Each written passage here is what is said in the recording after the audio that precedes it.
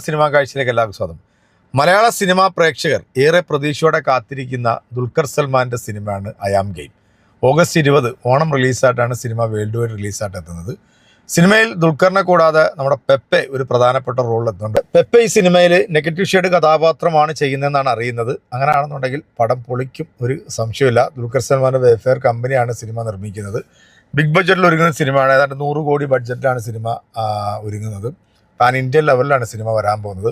ഈ സിനിമയുടെ അണിയറ പ്രവർത്തകരിൽ എനിക്കൊന്ന് പ്രൊഡക്ഷൻ ഡിസൈനറിലുള്ള ഒരാൾ ഈ സിനിമയെ കുറിച്ചിട്ട് പറയുന്ന ഒരു വീഡിയോ ഇപ്പോൾ വന്നിട്ടുണ്ട്. നമുക്ക് ജസ്റ്റ് ആ വീഡിയോ ഒന്ന് കാണാം. തന്നെ ഞാൻ ഈ ഐ ആം ഗെയിം എന്ന് പറഞ്ഞൊരു ദുൽഖറിൻ്റെ സിനിമയും പിന്നെ അജസുന്ദരി എന്ന് പറഞ്ഞിട്ട് ജോജു ചേട്ടൻ്റെ ഒരു സിനിമയും കൂടിയിട്ടാണ് ഒരുമിച്ചാണ് ചെയ്തുകൊണ്ടിരുന്നത്. ആ ടൈമിലാണ് ഒരു ഇടവേളയ്ക്ക് ശേഷം ദുൽഖറിന്റെ ഒരു സെക്കൻഡ് വരവ് എന്ന് തന്നെ പറയാം സിനിമയെ കുറിച്ചിട്ട്. ഹെവി പടമാണ് ശരിക്കും ഐ ആം ഗെയിം. അതിൽ ദുൽഖർ ഹെവി ആയിട്ടാണ് വരുന്നത്. പെപ്പയും അതിലുണ്ട്. അപ്പോൾ അത്ര പോരെ, വലിയ രീതിയിൽ തന്നെ എക്സ്പെക്ട് ചെയ്യാം. അത്യാവശ്യം വലിയ രീതിയിലാണ്. അതാണ് ഓണം ആഘോഷമാക്കാൻ വേണ്ടിയിട്ടാണ് ശരിക്കും അത് വരാൻ പോകുന്നത്.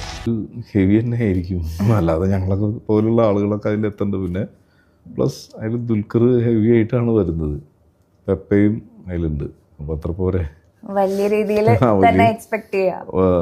അത്യാവശ്യം വലിയ രീതിയിലാണ്. അതാണ് ഓണം ആഘോഷമാക്കാൻ വേണ്ടിയിട്ടാണ് ശരിക്കും അത് വരാൻ പോകുന്നത്. അപ്പോൾ ഓണം പൊളിക്കാനായിട്ടുള്ള ഒരു കിടിലൻ സംഭവമാണ് ഐ ആം ഗെയിം എന്നാണ് ആ സിനിമയിൽ വർക്ക് ചെയ്തിട്ടുള്ള ഇദ്ദേഹം പറയുന്നത്. നമ്മളെല്ലാവരും വളരെ പ്രതീക്ഷയോടെ കാത്തിരിക്കുന്ന സിനിമയാണ്. അവസാനമായിട്ട് ദുൽഖറിൻ്റെ എത്തിയ കിങ് ഓഫ് കൊത്ത എന്ന സിനിമയായിരുന്നു മലയാളത്തിൽ, അല്ലേ? സിനിമ വേണ്ടത്ര രീതിയിൽ പ്രേക്ഷകർ ഏറ്റെടുത്തത്. എന്നാൽ ഈ ഒരു സിനിമ അത് മലയാള സിനിമയെ മാത്രമല്ല ഇന്ത്യൻ സിനിമാ പ്രേമികൾ കാത്തിരിക്കുന്ന ഒരു സിനിമ തന്നെയാണ്.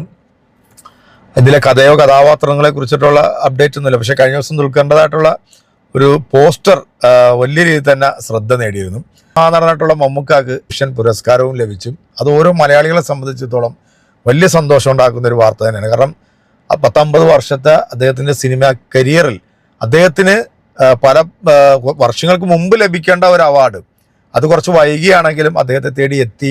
രാഷ്ട്രപതിയിൽ നിന്ന് ഏറ്റുവാങ്ങിക്കുന്ന ആ ഒരു മൊമെന്റ് ഓരോ മലയാളികൾക്കും അഭിമാനിക്കാവുന്ന നേട്ടം തന്നെ. കാരണം മലയാള സിനിമയിൽ മാത്രമല്ല ഇന്ത്യൻ സിനിമയുടെ തന്നെ ഇതിഹാസമാണ് നമ്മുടെ പ്രിയപ്പെട്ട മമ്മൂക്ക. 74-ാമത്തെ വയസ്സിലും ഇപ്പോഴും ചുറുചുറുക്കുള്ള കഥാപാത്രങ്ങൾ ചെയ്ത് നമ്മളെ ഞെട്ടിച്ചുകൊണ്ടിരിക്കുന്ന, നമ്മൾ പ്രതീക്ഷിക്കാത്ത പല വേഷങ്ങളും ചെയ്ത് നമ്മളെ ഞെട്ടിക്കുന്ന ഇന്ത്യൻ സിനിമയിലൊരു നടനുണ്ടെങ്കിൽ അത് മമ്മൂക്ക മാത്രമേ ഉള്ളൂ. ഇപ്പം മമ്മൂക്കയുടെ നാട്ടിന് ഇപ്പോൾ ലേറ്റസ്റ്റ് തിയേറ്ററിലേക്ക് എത്താൻ പോകുന്നത് ധനുഷ് മമ്മൂക്ക ടീമിൻ്റെ ഹോം എന്ന് പറയുന്ന സിനിമയാണ്. ഇതിനകത്ത് മമ്മൂക്ക ഒരു നെഗറ്റീവ് ഷെയ്ഡ് കഥാപാത്രമാണ് ചെയ്യുന്നത്.